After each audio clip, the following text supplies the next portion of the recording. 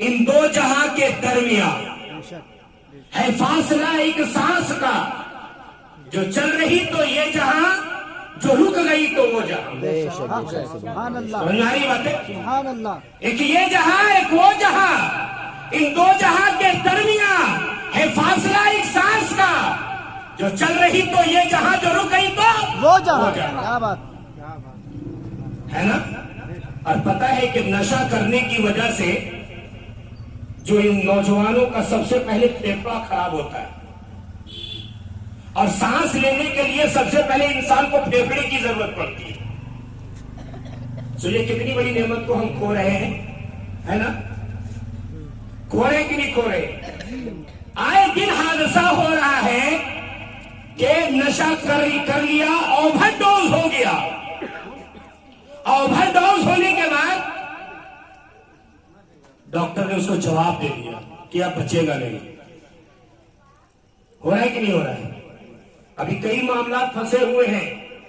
बहुत सारे गार्जियन वक्त से पहले होश में आ गए तो अपने बच्चों को नशा मुक्ति केंद्र में भेज दिया। एक जवान के बारे में बिलावल में आया था कि वो इतना नशा करता था, नशे का इतना आदी हो चुका था कि जब उसको एक हफ्ता नशा छुड़ा दिया गया तो पागल हो गया। पागलों जैसे, मतलब वो उसका मामला जो है पागलों जैसा हो गया। मेरे दोस्तों, मैं एक चीज ये कहना चाहता हूं कि पता है आपको नौजवान किस चीज का नाम है। कहते किसी भी मुल्क की, किसी भी कौम की, किसी भी मिल्लत की तरक्की के लिए नौजवान जो होता है वो रीढ़ की हड्डी के मानिंद होता है। और वही रीढ़ की हड्डी जो है, सारी दुनिया तरक्की कर रही है, सारी दुनिया तरक्की कर रही है क्योंकि उनके जो नौजवान हैं वो उस तरक्की के रास्ते पर चल रहे हैं। और मुस्लिम नौजवान जो रीढ़ की हड्डी है इस्लाम की, वो नशे के आदी हो चुके हैं। क्या हाल होगा हमारे मुआशरे का। अभी तो पूरी दुनिया हमें कमजोर समझती है, पूरी दुनिया हमारा मजाक बना के रख चुकी है, पूरी दुनिया हमें भाव नहीं दे रही है। किसी शायर ने क्या खूब कहा कि न समझोगे तो मिट जाओगे है हिंदुस्तान वालों, तुम्हारी दास्तान तक न होगी दास्तानों। तुम समझ ही नहीं रहे कि ये साजिश कहां से रची जा रही है। कुरान ने कहा कि शैतान तुम्हारा खुला हुआ दुश्मन है। हमें दिखता है शैतान? नहीं, ये जो यहूदी है ये यहूदियत की शक्ल में शैतान है, ये ईसाइयत की शक्ल में शैतान है। समझ आ रही है बातें। और सोशलिज्म कम्युनिज्म की शक्ल में शैतान ही है। उन्होंने एक काम किया, क्या किया कि मुस्लिम नौजवान को नशे का आदी कर दिया जाए। कुरान ने कहा कि नशा जो है वो तमाम बीमारियों की जड़ है, तमाम बीमारियों की जड़ है। शैतान ने सोचा कि अगर इस मुस्लिम कौम को तबाह बर्बाद करना है, जो कौम के लिए रीढ़ की हड्डी के मानिंद है, अगर इसकी रीढ़ की हड्डी को तोड़ना है, इसके नौजवानों को नशे का आदी बना दो। जब नशे का आदी बन जाएगा तो जो मेहनत की कमाई है उसको हराम में लगाएगा, हलाल को हराम में लगा देगा। और अल्लाह ने जो कहा कुलू मिन तय्यिबाति मा रज़क़नाकुम, कहा कि मैंने तुमको जो हलाल और पाकीज़ा चीजें दी है उसमें से खाओ। कमा के तो लाया हलाल और पाकीज़ा चीजें, और उससे जाकर के नशे की चीज खरीद करके उसको हराम बना करके खाया। और घर में क्या दिया? फूटी कौड़ी। घर में कुछ नहीं दिया। बीवी बेचारी इंतजार में रही कि कुछ मिलेगा, बच्चों का पेट भरूंगी, बच्चों का फीस भरूंगी। और जब उस औरत को नहीं मिला तो वही औरत अपने बच्चों को पालने के लिए, अपने बच्चों का फीस भरने के लिए दूसरे के घरों में जलील होने के लिए चली गई, दूसरे के घरों में जाकर के झाड़ू और पोछा करने लग गई। हो रहा है कि नहीं हो रहा? अगर उस नशे के बाद उसके पास अगर पैसा बच गया तो क्या करेगा? लॉटरी का टिकट खरीदेगा। इस गुमान में कि आज 500 डाल रहा हूं, कल 5 लाख रुपया मिलने वाला है। और इस 5 लाख के इंतजार में वो कई हजार रुपए अपने गवा देता है, हत्ता कि अपना मानसिक बीमारी में मुब्तला हो जाता है। उसको जब नहीं मिलने लगता है वो आकर के वाविला मचाता है। उसका गुस्सा कि जो पैसा नहीं निकलता है, अगर बीवी कुछ बोल दी तो उस पर झड़प पड़ता बोल देते उस पर जवाब पड़ता है। बेशक है ना, देखिए कितनी सारी बीमारियां आ रही है। अब उसका बच्चा, जाहिर सी बात है, अब नशे की चीजें तो बहुत, 1 रुपया 2 रुपया मिलती है ना, 1 रुपया 2 रुपया मिलती है। 250 एक ब्राउन शुगर की कीमत कहा कि 5 ग्राम ब्राउन शुगर की कीमत जानते हैं आप लोग? नहीं। जानते हैं? अभी जो 5 ग्राम ब्राउन शुगर पकड़ाया था उसको 2 लाख रुपए का माल बतला रहा था। कितना? 5 ग्राम, उसको कह रहा था 2 लाख रुपए का है। 10 ग्राम को 5 लाख रुपया बतलाया। सोच लीजिए कितनी कितनी महंगी चीज है। अब इतनी महंगी चीज जब उसको नहीं मिलेगी तो क्या करेगा वो? अब उसका आदी हो चुका है, अंदर से कीड़ा काट रहा है, अब वो जाकर के चोरियां करेगा। ज्यादा हिम्मत होगी तो डकैती करेगा, कभी किसी का मोबाइल छीनेगा, कभी किसी का पैसा छीनेगा, कभी किसी की मोटरसाइकिल चुरा के ले जाके बेच देगा, कभी किसी का टेम्पू उठा करके बेच देगा। और उसका बच्चा क्या हुआ है? हमारे यहाँ मौलाना अजीम साहब का टेम्पू गंजड़ियों ने बेच दिया ले जाकर। मैं ये बिल्कुल सामने मैं झूठ थोड़ी बोल रहा हूँ। इतना बड़ा धोखा दिया। एक गांजा पीने वाले ने, एक बेचारा सीधा साधा मुसलमान भरोसा किया, गांजा पीने वाला ड्राइवर था, उसको ले गया और उसके बाद पूरी सियासत करके उसी पूरी टेम्पू फरोख्त कर दी। मौलाना अजीम साहब 10,000 दे करके छुड़ा के लाए है। बेचारे का कुछ नहीं, सोचा कल चलो कुछ भाड़ा मिल जाएगा तो 250 रुपया, बोले 500 मिलेगा, 250 आपको, 250 क्या मिलेंगे, 10,000 उल्टी देने पड़ गए। समझ गए? ये है हालत। उसके बाद उसके घर में उसका बच्चा क्या करेगा? अब देखेगा घर के हालात ठीक नहीं है, माँ उसको काम करने के लिए भेज देगी। फिर वही बच्चा जो अब तक नहीं पढ़ा, जो सच को सच नहीं जाना, झूठ को झूठ नहीं जाना, जो हक को हक नहीं, बातिल को बातिल नहीं जाना, जो इस्लाम को इस्लाम नहीं, कुफ्र को कुफ्र नहीं जाना, अब वही बच्चा जो हलाल को हलाल नहीं, हराम को हराम नहीं जाना, अब वही बच्चा जब थोड़ा सा शूर उसके अंदर आएगा तो क्या करेगा? वो भी नशे का आदी हो जाएगा, क्योंकि उसने हलाल और हराम सीखा ही नहीं। हलाल और हराम सीखने की उम्र में उसको काम करने के लिए भेज दिया गया। हद तो यह है कि पैसा ना होने की वजह से पढ़ाई तो छुड़ा दी जाती है, लेकिन पैसा ना होने की वजह से लॉटरी का टिकट नहीं छूटता, पैसा ना होने की वजह से नशे की चीजें नहीं छूटती। पैसा ना हो, अगर पैसा ना हो तो महिला ग्रुप में कर्जा करके भरेंगे, लेकिन कर्जा करके बच्चों का फीस नहीं भर सकते। समझ में आ रही बात है? अरे पहले तो एक जमाना था कि लोग नशा क्यों करते थे। पहले हम लोग सुनते थे कि नशा क्यों करते, कहते थे ये लोग कि नशा इसलिए करते हैं कि वो बहुत परेशान हो गया, जिंदगी उसकी दोभर हो गई, बहुत ज्यादा बिल्कुल जिंदगी उसके लिए तंग हो गई, वो गम भुलाने के लिए नशा करता है। आज हमारे नौजवान मस्ती करने के लिए नशा कर रहे हैं, है ना? पहले तो नशे की वजह बयान की जाती थी, जो शराबी शराब पी के आता था तो उसके बारे में बोला जाता था कि अरे ये तो मतलब गम भुलाने के लिए नशा कर रहा है। लेकिन आज हमारे नौजवान अपने दोस्तों के साथ जाकर के, अपने हमअसलों के साथ जाकर के वो क्या कर रहा है? बिल्कुल उसके अंदर एक शौक चढ़ा के हम भी जरा टान करके देखें, जरा ले करके देखें, जरा खींच करके देखें, उसके बाद उसको लगेगा इसमें तो बड़ा मजा आ रहा है, एकदम बिल्कुल दुनिया से ऊपर चले जाते हैं, आसमान में उड़ने लग जाते हैं। नतीजा क्या होता है? वो कहीं का नहीं रह जाता, ना जमीन का ना आसमान का। एक वक्त आता है कि वो अंदर से इतना खोखला हो जाता है, अंदर से इतना बीमार हो जाता है, अंदर से इतना सड़ चुका होता है, अंदर से इतना बिल्कुल खराब हो चुका होता है, वो किसी काम का नहीं रहता, हत्ता कि वो अब ना कमाने के लायक रहा, ना खाने के लायक रहा। अब माँ बाप क्या करेंगे? उसके गार्जियन क्या करें? बच्चे बड़े बड़े हो गए, बेटी शादी के लायक हो गई और वो आदमी नशे में धुत है, क्या होगा हमारे समाज का? सोचिए। पूरी दुनिया तरक्की कर रही है, अपने नौजवानों को आगे बढ़ा करके, कोई टेक्निकल लाइन में, कोई इंजीनियरिंग लाइन में, कोई किसी लाइन में तरक्की कर रहा है, और हमारे नौजवान नशा के लाइन में तरक्की कर रहे हैं, है कि नहीं? ये मुस्लिम समाज का क्या होगा? सोचिए। अब कहते हैं वो गैरत है, वो सब्र, वो ईमान है कहाँ? हुस्ने अमल के दिल में वो अरमान है कहाँ? एक गुल मचा हुआ है कि मुस्लिम है खस्ता हाल, पूछे जरा कोई के मुसलमान है कहाँ? अरे हम ये पूछना चाहते हैं कि सुअर का बच्चा सुअर मालूम होता है, गधे का बच्चा गधा मालूम होता है, बकरी का बच्चा बकरी मालूम होता है, बिल्ली का बच्चा बिल्ली मालूम होता है, ये मुसलमान का बच्चा यहूदी क्यों लग रहा है? ये मुसलमान का बच्चा हिंदू क्यों लग रहा है? मुसलमान हो, नबी के आशिक हो, तो तुम्हें नबी के जैसी तुम्हारी सीरत होनी चाहिए, तुम्हारी सूरत नबी के जैसी होनी चाहिए, तुम्हारे अखलाक और अतवार नबी के जैसे होना चाहिए। तुम कहते ये हो कि हम नबी के आशिक हैं और तुम्हारे अखलाक को अतवार को बताते हैं कि तुम आशिक रसूल नहीं बल्कि शातिम रसूल हो। समझ में आ रही है बात?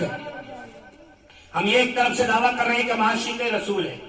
कसम खुदा की कल क़यामत के दिन अगर अल्लाह के रसूल ने हमसे पूछ लिया ना, अगर हमें हौज़े कौसर पर मुलाकात हो गई, उस वक्त अल्लाह के रसूल अपने शहदाइयों को अपने हाथों से उनका प्यास बुझा रहे होंगे, शिद्दत की प्यास लगी होगी, लोग तड़प रहे होंगे। और उस वक्त अगर अल्लाह के रसूल का सामना हो गया और अल्लाह के रसूल ने पूछ लिया कि आखिर बताओ हमारे तरीके में क्या कमी थी, हमारे चेहरे में क्या कमी थी, हमारे लिबास में क्या कमी थी, हमारे तौर तरीके में क्या कमी थी, आखिर उन चीजों को जिनको हमने हराम करार दिया था, उन चीजों को छोड़ने के बजाय तुमने गले से लगा लिया, क्या जवाब देगी ये मुस्लिम कौम? मेरे दोस्तों याद रखना, कसम खुदा की बता रहा हूं कि ये मुस्लिम दहाने पर कर, तबाही के दहाने पर भी तबाह हो चुकी है। कहां है देख लीजिए, जाकर के मस्जिदों की हालत जाकर के देख लीजिए, घरों की हालत जाकर के देख लीजिए। अरे दीन को तो यतीम बना करके घरों से निकाल दिया गया है। ऐसा है ही नहीं, आज तो ऐसा समझते हैं जब दीन का मामला आएगा तो ऐसा समझेंगे कि जैसे बकरी का बच्चा, और जब ये दुनिया का मामला आएगा तो जैसे अपना समझे, जैसे मतलब अरे ये अपना बच्चा। कहते हैं कि सहाबे किराम दुनिया के मामले को ऐसा समझते थे जैसे बकरी का बच्चा, और दीन के मामले को ऐसा समझते थे जैसे अपना बच्चा। तो जब अपना बच्चा बीमार पड़ेगा और शोरबे की जरूरत होगी तो बकरी का बच्चा हलाल होगा ना? बिल्कुल। हम लोगों ने यह किया है कि हमने दीन के मामले को ऐसा समझा जैसे बकरी का बच्चा, और दुनिया के मामले को हमने ऐसा समझा जैसे अपना बच्चा। जब जब दुनिया की बारी आती है दीन को हम हलाल करते हुए नजर आते हैं। कसम खुदा की अगर ये मुसलमान अब भी नहीं सुधरा, अगर ये मुसलमान अब भी लाइन पर नहीं आया, तो म्यांमार की तरह ये मुसलमान गाजर मूली की तरह काटे जाएंगे, रोहिंग्या मुसलमानों की तरह ये हिंदुस्तान का मुसलमान काटा जाएगा। कभी देखा होगा आपने रोहिंग्या में कैसे हालात आए थे? वो बुद्धिस्ट लोग मुसलमानों को लाइन लगा करके एक को जमा करता था, उसको डालता था, फिर दूसरे को बुलाता था, उसको जमा करता था, और मुसलमान यूं हाथ पर हाथ धरे बैठे हुए। किसी सहाफी ने कहा था कि मुसलमान और बुज़दिल, मुसलमान और कमजोर हो ही नहीं सकता, इस्लाम और बुज़दिली एक जगह जमा हो ही नहीं सकती। कहा कि यह मुसलमान हो ही नहीं सकता। मुसलमानों में बुज़दिली कहां से आई, मुसलमानों में कमजोरी कहां से आई? जब इनकी नौजवान नस्लें गलत रास्ते पर चली गई, जब ये नौजवान नस्ल हराम खाने के आदी हो गए, तो इनका जो दिल मजबूत था, इनके अंदर बुज़दिली आ गई, कोताही आ गई, इनके अंदर हराम खोरी जब आदत पड़ गई इसकी, तो इसका दिल कमजोर हो गया, ईमान की ताकत कमजोर हो गई। समझ में आ रही बातें? वो दिन दूर नहीं है कि जिस तरीके से फितने तातार को अल्लाह तबारक व तआला ने मुसलमानों पर हावी कर दिया था, इंडिया के मुसलमानों पर, और वो दिन दूर नहीं है कि बिलावल के मुसलमानों पर तातारियों को हावी कर दिया जाए। और फितने तातार वो फितना था मेरे दोस्तों, याद रखना कि आज भी उसके बारे में, बच्चों खामोश रहो, आज भी उसके बारे में जब बोला जाता है तो रोंगटे खड़े हो जाते हैं। कहा जाता है कि फितने तातार में ऐसा था कि अगर एक तातारी कौम का, अगर एक कौम की एक औरत अगर किसी मुस्लिम मर्द को बाजार में पा लेती थी तो उसको ये कहती थी कि तुम यही खड़े रहो, घर से जाएंगे तलवार लेकर के आएंगे, तुमको कत्ल करेंगे। पता है वो कौम इतनी बुज़दिल हो चुकी थी, समझिए इतनी बुज़दिल हो चुकी थी। ये मैं आपको बगदाद का किस्सा सुना रहा हूं। बगदाद जो इल्म का मरकज रहा है, जहां बड़े बड़े उलमा और सूफिया पैदा हुए हैं, जहां बड़े बड़े फुक़हा मुज्तहिदीन पैदा हुए, वहां की हालत बता रहा हूं मैं। वहां पर कहा, क्या कहा? कही रहो मैं आज लेकर। और इतनी जुर्रत नहीं होती थी मुसलमान के उस नौजवान को कि वहां से कदम उठा सके। फिर वो तातारी औरत आती थी, उसके गर्दन तोड़ा देती थी तलवार लेकर के। कसम खुदा की मैं बता रहा हूं, अगर ये मुस्लिम समाज, ये कौम आज नहीं सुधरी, अगर ये नौजवान नशा नहीं छोड़े, लॉटरी लेना नहीं छोड़े, अगर ये हमारी महिलाएं, हमारी औरतें ग्रुप से पैसा उठाना नहीं छोड़ी, कसम खुदा की इतना तबाह बर्बाद होंगी, अल्लाह तबारक व तआला इनसे इस्लाम की दौलत छीन लेगा और गाजर मूली की तरह ये रोहिंग्या मुसलमानों की हालत को उठा करके देख लीजिए। यही तरह से जीने के आदी हो चुके थे वो। न उनके दरमियान नमाज थी, न ईमान था, न इस्लाम था, न नबी की सीरत थी, न सूरत थी, न नबी का तरीका था, न नबी के अखलाक थे। नतीजा ये हुआ कि गाजर मूली की तरह काट दिए गए और आज पूरी दुनिया में दर बदर की ठोकरें खाने पर मजबूर है। अब हमारी औरतें कहती है कि महिला ग्रुप से पैसा नहीं उठाएंगे, हमको बेटी की शादी करनी है, हमको घर बनाना है, हमको ये करना है, तो कौन देगा पैसा? भैया अगर मान लीजिए कोई पैसा नहीं देगा तो इसका क्या मतलब है कि हम सूद पर पैसा उठा लेंगे, हराम का पैसा ले लेंगे। अरे पैर में अगर कांटा लग जाए तो बिच्छू के डंक से निकालना कहाँ की अकलमंदी है? अगर पैर में कांटा करे तो बिच्छू के डंक से निकालते हैं? नहीं ना। तो अगर मजबूरी है तो सूद ही का पैसा जरूरी है। बहुत सारे रास्ते हैं। अरे हकीकत यह है कि अगर तुम्हारा इंतजाम नहीं हो रहा तो भीख मांग लो, लेकिन हराम का पैसा, सूद का पैसा कभी इस्तेमाल मत करो। पता है कितनी बेइज्जत होती है हमारी औरतें। एक गैर मुस्लिम, कुरान ने कहा, अब सूरह नूर को उठा करके देख लीजिए, कुरान कहता है कि एक मुस्लिम नौजवान गर्चे वो जूता चप्पल सीता हो, नाली साफ करता हो, गुलामी की जिंदगी जीता हो, क्या वो मुस्लिम नौजवान उस हिंदू बादशाह से लाख गुना बेहतर है जो पूरे मुल्क का सरबराह हो? इसी तरीके से एक मुस्लिम औरत के बारे में क्या कहा? एक मुस्लिम औरत जो घर में बर्तन मांजती है और दूसरी तरफ जो हिंदू औरत शहजादी हो, ये मुस्लिम औरत का मुकाबला नहीं कर सकती। कहा नहीं? ये मकाम दिया मुसलमानों को। अब ये नौजवान जिसको ये मकाम दिया गया, सोचने की बात है कि कहां जा रहा है वो। तो अब जबकि मुसलमान होने के नाते हम लोगों को ये मकाम दिया गया है, तो हम सूद और रिश्वत का पैसा खाएंगे? समझ में आ रही है बातें? मेरे दोस्तों बस यही कहना है, आखिरी बात यही कहूंगा, मैं उसी शेर पर अपनी बात को खत्म करूंगा। एक ये जहां, एक वो जहां, इन दो जहां के दरमिया है फासला एक सांस का, जो चल रही तो ये जहां, जो रुक गई तो वो जहां। और याद रखना मेरे दोस्तों कि इस नशे की वजह से सबसे पहला हमारी, अभी कहा कि नशा करने की वजह से आहिस्ते आहिस्ते आहिस्ते आहिस्ते क्या होता है कि इंसान के जिस्म के अक्सर बेहतरीन कीमती आज़ा खराब होने लगते हैं। फेफड़ा, गुर्दा, किडनी, समझ गए ना, और ब्रेन, ताकि ये सब खत्म होते चले जाते हैं। तो ये अगर खत्म हो रहे हैं, हम जान भी रहे हैं, तो गोया कि ये ऐसा नहीं है, बल्कि ये खुदकुशी करने के मानिंद है। और इस्लाम में खुदकुशी हराम है। नशा करना तो हराम था ही, और दूसरी तरफ से ये करके जो खुदकुशी वाला मामला किया, डबल हराम हो गया। और फिर उसी नशे की हालत में जब हमारी मौत हो गई तो सोचिए हश्र में हमारा क्या हाल हुआ। अल्लाह तबारक व तआला से हम दुआ करें कि अल्लाह तबारक व तआला हम तमाम लोगों को, खासतौर से हमारी माँ और बहनों से दरखास्त करना चाहते हैं कि आप तौबा कीजिए कि आज के बाद इंशाअल्लाह सुम्मा इंशाअल्लाह हम कभी भी महिला ग्रुप से पैसा नहीं उठाएंगे, क्योंकि वो पैसा ग्रुप से उठाना सरासर हराम है। और हराम खाने वाले के बारे में मेरे नबी ने फरमाया कि कसम खुदा कि अल्लाह उसके चेहरे को नहीं देखेगा क़यामत के दिन। तो आप ऐसा करेंगे? आप एक तरफ से कहते हैं कि नबी के आशिक है, दूसरी तरफ उनके सिफारिश के उम्मीदवार है, और दूसरी तरफ देखिए, तीसरी तरफ ये देख लीजिए कि हराम खाने के आदी हो चुके। मुसलमान हराम खाएगा, मुसलमान और नशे का आदी, मुसलमान और लॉटरी।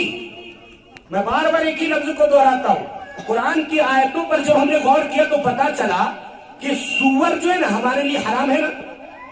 कौन मुसलमान है जो सुअर का गोश्त खाना पसंद करेगा? कोई करेगा? नहीं करेगा, कोई नहीं करता। लेकिन लॉटरी का पैसा सब खा रहे, महिला ग्रुप से पैसा उठा के सब खा रहे। तो इसका क्या मतलब हुआ कि छोटा सुअर हमारे लिए हलाल है, बड़ा सुअर हराम है? अरे सुअर तो छोटा हो या बड़ा हो, सब तो हराम है ना। तो इस्लाम ने जैसे ही अगर इसको हराम करार दिया है कि सूद का पैसा हराम, लॉटरी का पैसा हराम, नशा करना हराम, सुअर खाना भी हराम, तो सुअर खाने को खाली हराम समझ रहे, और बाकी चीजें हराम नहीं है। मैं इसलिए मिसाल दे रहा हूं मेरे दोस्तों, जिस तरीके से सुअर हमारे लिए हलाल है, इसी तरीके से महिला ग्रुप से पैसा उठाना भी हमारे लिए हराम है। जिस तरीके से सुअर हमारे लिए हराम है, इसी तरीके से लॉटरी के टिकट का पैसा खाना हराम है, और जिस तरीके से सुअर खाना हराम है, इसी तरीके से नशे की चीजों का इस्तेमाल करना हमारे लिए हराम है। अल्लाह तबारक व तआला हम सबको कहने सुनने से ज्यादा अमल की तौफीक अता फरमाए। आइए हम सब मिलकर के अहद करें कि इंशाअल्लाह, और खास तौर से बाहर के लोग आते हैं, हमारे मोहल्लों में घुसते, हमारे मोहल्ले में हमारी माँ बहन बेटियां दरवाजों पर बैठी रहती है, वो पता नहीं वो किस मिजाज का आदमी होगा, हमारी माँ बहनों पर किस तरह की गंदी निगाहें डाल रहा होगा। कोई भी आदमी अगर आपके मोहल्ले में घुसता है, आप उससे खड़ा होकर के सवाल कीजिए, क्यों तुम मेरे मोहल्ले में आओ, क्या मकसद है तुम्हारा, क्या करने आए हो, क्या लेने आए हो, और उसको जरूर पूछा जाए, और अगर पहले तो उसको प्यार से समझाया जाए, और अगर नहीं समझे तो फिर लाभ से समझाया जाए। और ये जो है, ये हदीस के अंदर मैं आपको बता देता हूँ, अल्लाह के रसूल ने कहा कि ऐसे लोगों को लात ही मारना चाहिए। तो कोई भी नौजवान अगर आपके मोहल्ले में घुसे, उसको आप पकड़िए और उसको लात से समझाने की कोशिश कीजिए, ठीक है। तो हम अहद करेंगे इंशाअल्लाह। आइए हम सब मिलकर के हाथ उठा करके अहद करें, ए अल्लाह हम तौबा करते हैं, आज के बाद हम नशा नहीं करेंगे और न किसी को करने देंगे, आज के बाद हम लॉटरी नहीं खरीदेंगे और न किसी को खरीदने देंगे, आज के बाद हम महिला ग्रुप से न पैसा उठाएंगे और न ही पैसा उठाने देंगे। ए अल्लाह हम इकरारी मुजरिम हैं, हम तेरे सामने अपने जुर्मों का इकरार करते हैं, ए अल्लाह हमें माफ फरमा दे, ए अल्लाह हम माफी के लायक नहीं है, ए अल्लाह हमें माफ फरमा दे। व आखिर दावाना अनिल हम्दुलिल्लाहि रब्बिल आलमीन।